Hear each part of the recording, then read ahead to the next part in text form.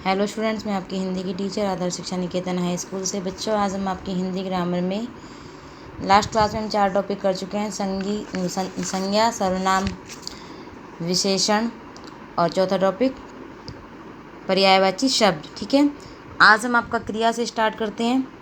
सबसे पहले क्रिया पढ़ते हैं, क्रिया का रिविज़न करेंगे। तो सबसे पहले बच्चों बात आती है क्रिया कहते किसे हैं। जिस शब्द से किसी काम का होना पाया जाए उसे क्रिया कहते हैं। जिस शब्द से आपको लगे कि सबसे कोई काम हो रहा है वही क्रिया है आपकी। ठीक है, जैसे खेलना, पढ़ना, लिखना, गिरना।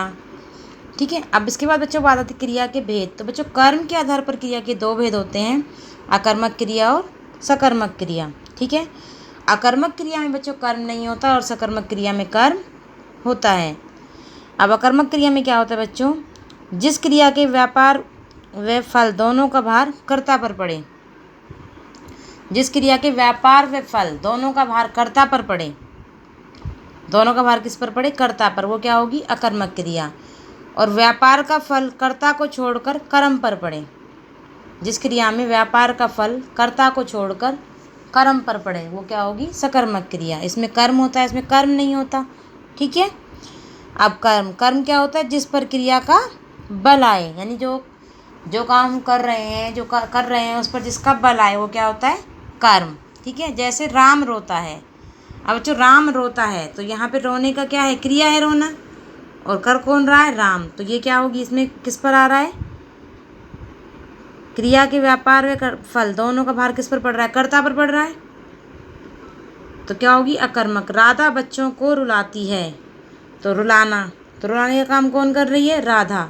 लेकिन किसको रुला रही है, बच्चों को। यानी कि इसका भार जो है, रुलाने का भार जो है वो राधा पर ना पड़कर कर्म पर पड़ रहा है। बच्चे कर रहे हैं काम तो बच्चों पर पड़ रहा है ये भार।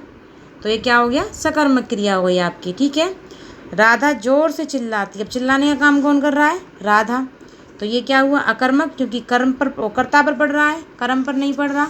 ठीक है, इसके बाद नेक्स्ट आपका आता है बच्चों सकर्मक के। देखिए एग्जाम्पल, राम भोजन खाता है। तो भोजन कौन खा रहा है, राम।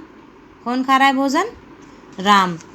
ठीक है, तो काम किस पर पड़ रहा है, भोजन पर कर्ता पर नहीं पड़ रहा। राम क्या खा रहा है, भोजन। तो यहाँ पे किस पर फल पड़ रहा है, कर्ता पर छोड़कर कर्म पर।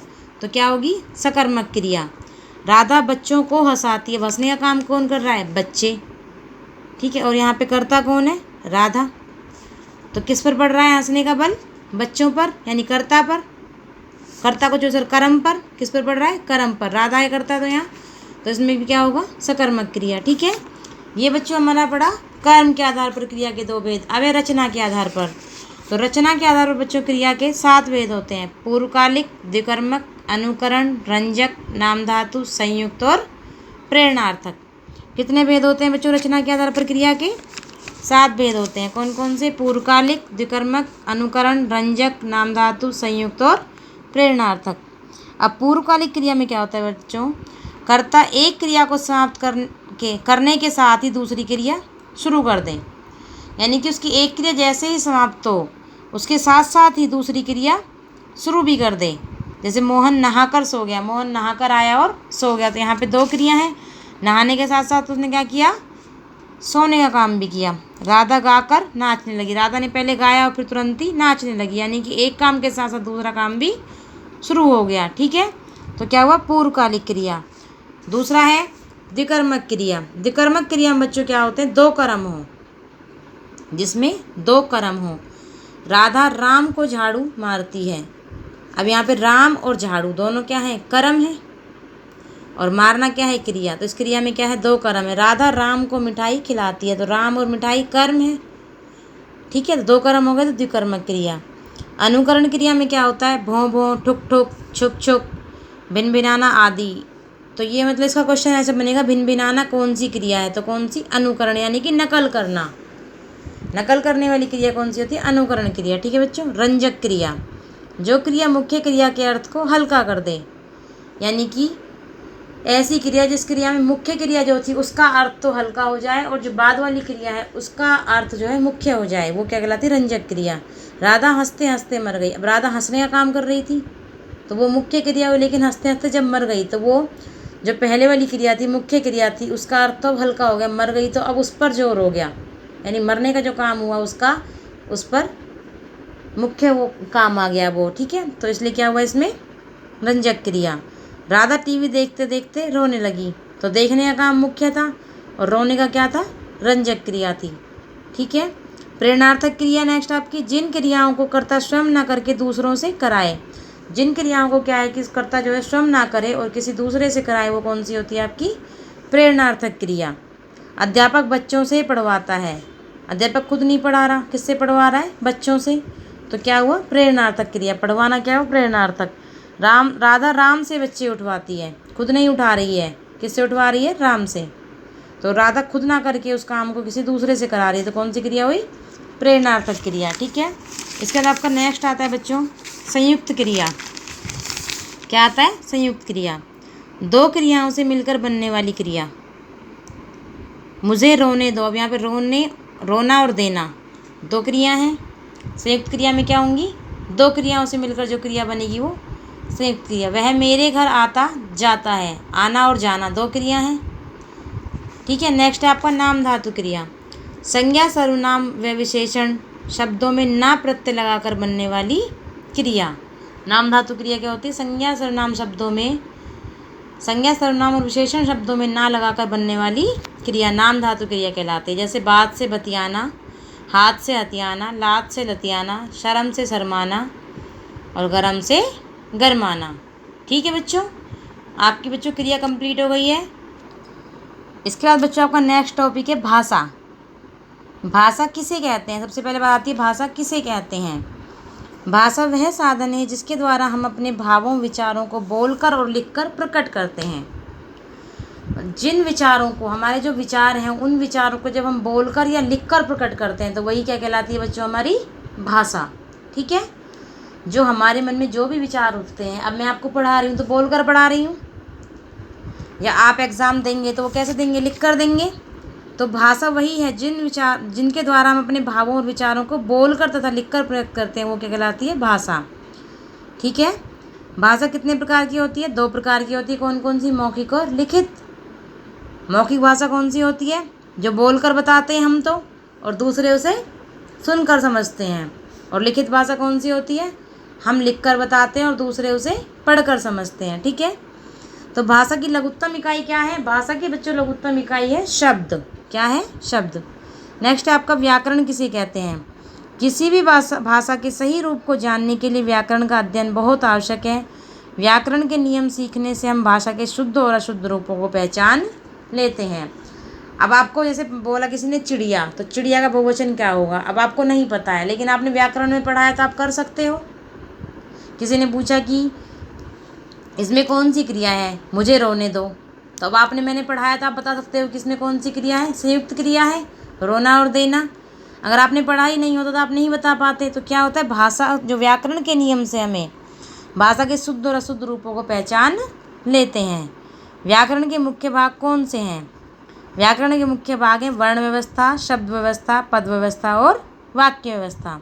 कौन कौन से हैं, वर्ण व्यवस्था, शब्द व्यवस्था, पद व्यवस्था और वाक्य व्यवस्था, ठीक है। हिंदी का प्रमुख रूप कौन रूप प्रचलित है, हिंदी का प्रमुख रूप कौन सा प्रचलित है, खड़ी बोली। कौन सा, खड़ी बोली। नेक्स्ट है आपका हिंदी भाषा की लिपि कौन सी, ये तो आपको सभी को पता होगा बच्चों, हिंदी भाषा की लिपि कौन सी, हमारी देवनागरी। देवनागरी लिपि में हिंदी के अतिरिक्त और कौन सी भाषा बोली जाती है, कौन सी बोली जाती है, नेपाली और मराठी। ये दोनों भाषाएं जो हैं वो देवनागरी लिपि में ही बोली जाती हैं। हिंदी भाषी प्रदेशों के नाम बताइए। अब इन्होंने हिंदी भाषी प्रदेशों के नाम पूछे हैं, तो हरियाणा, उत्तर प्रदेश, राजस्थान, हिमाचल प्रदेश, दिल्ली, बिहार, झारखंड, उत्तराखंड, छत्तीसगढ़, मध्य प्रदेश, अंडमान निकोबार हिंदी भाषी प्रदेश हैं। ये सब कौन से प्रदेश हैं, हिंदी भाषी प्रदेश हैं, ठीक है बच्चों। अब बच्चों इसके बाद नेक्स्ट हम आपका विलोम शब्द देखते हैं। विलोम शब्द बच्चों क्या होते हैं, सबसे पहले देखो, विलोम शब्द होते हैं बच्चों विपरीत शब्द। जैसे मैंने कहा नया, तो आपने कहा पुराना, तो नया का जो पुराना हुआ वो क्या हुआ, नया का विलोम शब्द हुआ पुराना। यानी कि जो नया का अर्थ है एकदम नया यानी कि नवीन, और पुराना का अर्थ है यानी कि पुराना जो हो गया बेकार, तो यानी कि उसका उल्टा एकदम, ठीक है। उल्टा जो हो एकदम वो क्या होगा, जैसे मैंने कहा लाभ, आपने कहा हानि, मैंने कहा सुख, आपने कहा दुख। तो ये सब क्या है, ये सब एक दूसरे के विलोम शब्द हैं। ठीक है, दुख सुख, हानि लाभ या लाभ हानि, ये सब क्या है, विलोम शब्द हैं। तो यहाँ पे मैंने तो कुछ दिखे हैं, देखो, खरा खोटा, नवीन प्राचीन, निंद्रा जागरण, पराधीन स्वाधीन, चतुर मूर्ख, शाप वरदान, लोभ संतोष, भय अभय, परिश्रम आलस्य, मान अपमान, अपकार उपकार अपकार, दुर्बल बलवान, भला बुरा, विरोध समर्थन, लाभ हानि, प्रसन्न अप्रसन्न, हर्ष शोक, स्वामी सेवक, सुगंध दुर्गंध, भूत भविष्य, क्षमा दंड, जटिल सरल, उत्थान पतन, शूर कायर। यानी ये सभी क्या हैं, आपके विलोम शब्द हैं। क्या है, ये सभी एक दूसरे के विपरीत अर्थ देने वाले शब्द हैं। हमने पर्यायवाची शब्द में पढ़ा था समानार्थी, यानी कि जो एक अर्थ का समानार्थी उसका दूसरा शब्द हो, समान अर्थ निकले, यानी कि दो शब्द हैं उनके दोनों के समान अर्थ निकले तो वो क्या होंगे, समानार्थी शब्द होंगे या पर्यायवाची होंगे। और विलोम शब्द में क्या होता है, एकदम विपरीत होते हैं। ठीक है। और इसके बाद बच्चों, इसके बाद हम आपका बच्चों काल देखते हैं। काल जिसे इंग्लिश में आप टेंस कहते हैं। ठीक है। क्रिया के जिस रूप से कार्य के होने के समय का बोध हो उसे क्या कहते हैं, काल कहते हैं। किसे कहते हैं, काल। क्रिया के जिस रूप से कार्य के होने के समय का बोध हो उसे काल कहते हैं। काल के भेद बच्चों, काल के 3 भेद होते हैं, आप सभी को पता है। टेंस 3 प्रकार के होते हैं, जिसे आप बोलते हैं पास्ट, प्रेजेंट और फ्यूचर। तो हिंदी में होंगे भूतकाल, वर्तमान काल और भविष्य काल। भूतकाल कि जिसे पता चले कि काम जो है वो बीते हुए समय में पूरा हो गया है तो क्या होगा, भूतकाल। अब भूतकाल के बच्चों यहाँ पे इन्होंने कई भेद बताए, देखो, सामान्य भूतकाल, आसन्न भूतकाल और पूर्ण भूतकाल। तो सामान्य भूतकाल में जो है वो जिससे ये मालूम हो कि काम जो बीते समय में सामान्यतः पूरा हो गया, उसे सामान्य भूतकाल कहते हैं। जैसे मोहन सो गया, राधा जा चुकी। आसन्न भूतकाल में यह पता चले कि काम जो है वो भूतकाल में अभी अभी पूरा हुआ है तो उसे क्या कहेंगे, आसन्न भूतकाल। मोहन सो गया है, अब देखो, मोहन सो गया और मोहन सो गया है। सो गया तो सामान्य सेंटेंस, अब सामान्य पता चल रहा है, भूतकाल में सो गया है यानी कि अभी अभी काम जो है वो पूरा हुआ है। पूर्ण भूतकाल में क्या है, क्रिया के जिस रूप से यह ज्ञात हो कि काम बहुत पहले पूरा हो चुका था। राधा मर चुकी थी तो ये पता चल रहा है कि काम जो है बहुत पहले पूरा हो चुका था, तो क्या होगा, पूर्ण भूतकाल। ठीक है। इसके बाद नेक्स्ट आपका आता है बच्चों अपूर्ण भूतकाल। क्या आता है, अपूर्ण भूतकाल। अपूर्ण भूतकाल में क्या होता है, क्रिया के जिस रूप से क्रिया का भूतकाल में होना पाया जाए लेकिन पूर्ण हुआ या नहीं ज्ञात नहीं हो। यानी कि हमें ये तो पता हो कि काम भूतकाल में हुआ है लेकिन पूरा हुआ है या नहीं हमें इसका नहीं पता हो तो उसे क्या कहते हैं, अपूर्ण भूतकाल। मोहन सो रहा था, राधा जा रही थी, तो पता नहीं है कि गई है या नहीं गई। जा तो रही थी लेकिन हमें ये नहीं पता कि गई है या नहीं गई, तो क्या हुआ, अपूर्ण भूतकाल। नेक्स्ट है आपका संदिग्ध भूतकाल। संदिग्ध भूतकाल में क्या होता है कि जिस क्रिया के करने या होने में संदेह हो उसे क्या कहते हैं, संदिग्ध भूतकाल। क्या कहते हैं, संदिग्ध भूतकाल। मोहन सो गया होगा, सो गया होगा मतलब हो सकता है सो भी गया हो, नहीं भी सोया हो, उसका हमें संदेह है उसके ऊपर, तो क्या होगा, संदिग्ध भूतकाल। इसके बाद नेक्स्ट आपका हेतु हेतुमत भूतकाल। क्रिया के जिस रूप में कार्य के भूतकाल में होने या किए जाने में शर्त पाई जाए उसे हेतु हेतुमत भूतकाल कहते हैं। यानी शर्त हो, अगर तुम आते तो अगर तुम आते तो मैं पढ़ता, यानी कि तुम आते तभी तो मैं पढ़ता, तुम नहीं आए तो मैं भी नहीं पढ़ा, यानी कि तुम आते तो मैं पढ़ लेता। यानी कि क्या हुआ, इसमें शर्त थी, तुम पढ़ते तो अवश्य पास होते, तुम पढ़े नहीं इसलिए पास नहीं हुए, तुम पढ़ते तो पास होते, पढ़ते तब पास होते, तो शर्त थी। ठीक है। अब हमने क्या पढ़ा कि उसके 3 भेद होते हैं, कौन कौन से, काल के 3 भेद हैं, भूतकाल, वर्तमान काल और भविष्य काल। सबसे पहले है आपका भूतकाल के फिर 6 भेद बताए, सामान्य भूतकाल, आसन्न भूतकाल और पूर्ण भूतकाल, अपूर्ण भूतकाल, संदिग्ध भूतकाल और हेतु हेतुमत भूतकाल। ठीक है। नेक्स्ट आपका है वर्तमान काल। जिस क्रिया के रूप से यह पता चले कि काम अभी हो रहा है उसे वर्तमान काल कहते हैं। इसके 3 भेद हैं, कौन कौन से, सामान्य वर्तमान, क्रिया का वह रूप जिससे काम के वर्तमान समय में सामान्यतः होने का बोध हो। राम जाता है, बच्चे सोते हैं, सामान्य है। नेक्स्ट है इसके बाद आपका संदिग्ध संदिग्ध या संभाव्य। सेकंड बच्चों आपका संदिग्ध या संभाव्य नहीं है, अपूर्ण या तत्कालिक वर्तमान है। थर्ड है आपका संदिग्ध या संभाव्य, ठीक है। सेकंड है हमारा अपूर्ण या तात्कालिक वर्तमान, क्रिया का वह रूप जिससे यह मालूम होता है कि काम शुरू हो गया और अभी जारी है, यानी कि काम जो है वो चल रहा है, उसे क्या कहते हैं, तत्कालिक या अपूर्ण वर्तमान, ठीक है। सीता खेल रही है, राम जा रहा है, बच्चे सो रहे हैं। नेक्स्ट है आपका संदिग्ध या संभाव्य वर्तमान, क्रिया का वह रूप जिससे मालूम होता है क्रिया वर्तमान में हो रही है किंतु हो उसके होने में संदेह हो, उसे संदिग्ध वर्तमान कहते हैं। सीता खेलती होगी, सुबह हो, बच्चा चलता हो, ये किसके हैं, संदिग्ध वर्तमान के। इसके बाद बच्चों आपका थर्ड आता है भविष्यकाल। भूतकाल वर्तमान काल हमने दोनों पढ़े, भूतकाल के 6 भेद पढ़े, वर्तमान काल के 3 भेद पढ़े। अब है भविष्यकाल। भविष्यकाल के बच्चों 3 भेद हैं। भविष्यकाल में क्रिया के जिस रूप से किसी काम का आने वाले समय में किया जाना या होना ज्ञात हो, उसे क्या कहते हैं, भविष्यकाल कहते हैं। इसके 3 भेद हैं। सबसे पहले सामान्य भविष्यकाल, क्रिया के जिस रूप से किसी काम का सामान्य रूप से आने वाले समय में किया जाना या होना ज्ञात हो, जैसे मोहन खाएगा, राधा सोएगी, राम जाएगा, तो ये सामान्य है, ठीक है। इसके बाद नेक्स्ट है आपका संदिग्ध या संभाव्य भविष्यकाल। इसमें होता है क्रिया का वह रूप जिसमें काम के भविष्य में होने या किए जाने की संभावना हो, यानी कि काम जो है भविष्य में होगा या किया जाएगा, इसकी संभावना हो, वो संदिग्ध या संभाव्य भविष्यकाल होता है, ठीक है। पर निश्चय नहीं, निश्चित नहीं है होगा या नहीं होगा, लेकिन संभावना हो। मोहन दिल्ली जाए, कल वो मिलने आए, अब ये पता नहीं आएंगे या नहीं आएंगे, शायद आए, तो ये क्या होगा, संदिग्ध है अभी, ठीक है, निश्चित नहीं है। नेक्स्ट है आपका हेतु हेतुमत भविष्यकाल, क्रिया के जिस रूप में कार्य के भविष्य में होने या किए जाने में शर्त पाई जाए, उसे हेतु हेतुमत भविष्यकाल कहते हैं।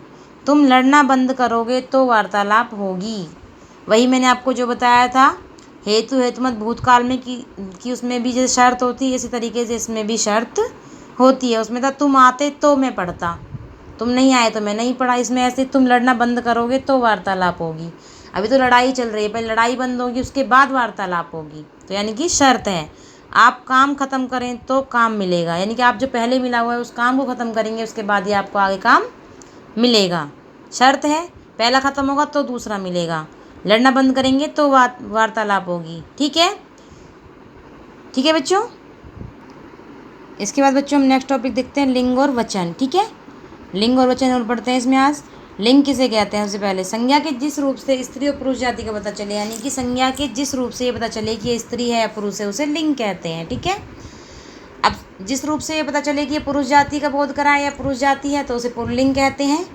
और जिस जाति से पता चले कि स्त्री है या स्त्री जाति का बोध कराए, तो उसे स्त्रीलिंग कहते हैं, ठीक है बच्चों। अब हम पुल्लिंग के कुछ नियम दिए हैं, पर्वतों के नाम, दिनों के नाम, देशों के नाम, ध्रुवों के नाम और पेड़ों के नाम, ये सब क्या होते हैं, पुल्लिंग होते हैं, ठीक है।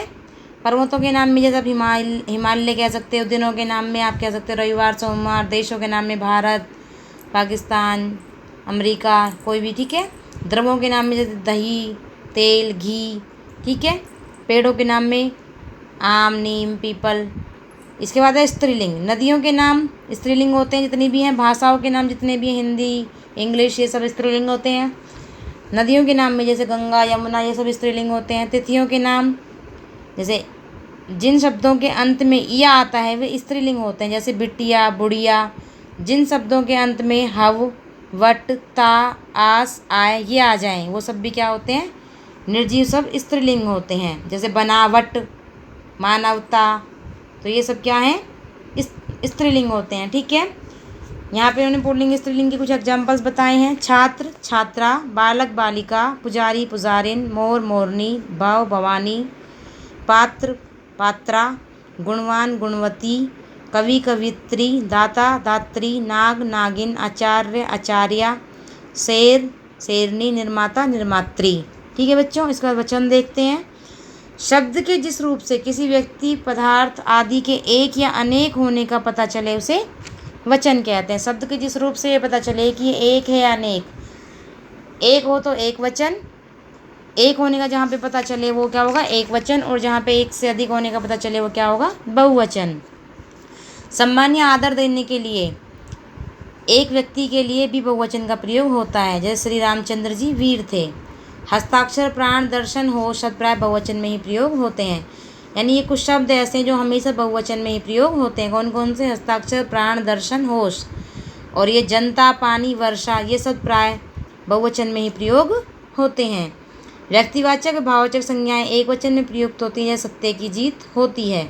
ठीक है बच्चों, जैसे सम्मान देने के लिए हम बहुवचन का प्रयोग करते हैं, यानी कि बहुवचन का प्रयोग एक वचन की तरह करते हैं, बड़ों को आदर या सम्मान देने के लिए।